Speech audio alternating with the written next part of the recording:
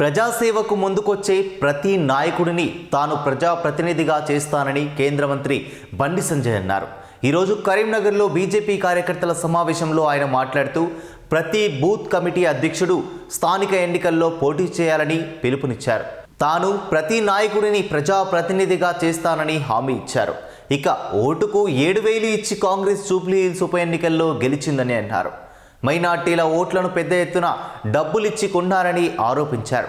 తనను కొందరు హిందుత్వం గురించి మాట్లాడొద్దంటున్నారని, బీజేపీ మూల సిద్ధాంతమే హిందుత్వం అని కామెంట్ చేశారు.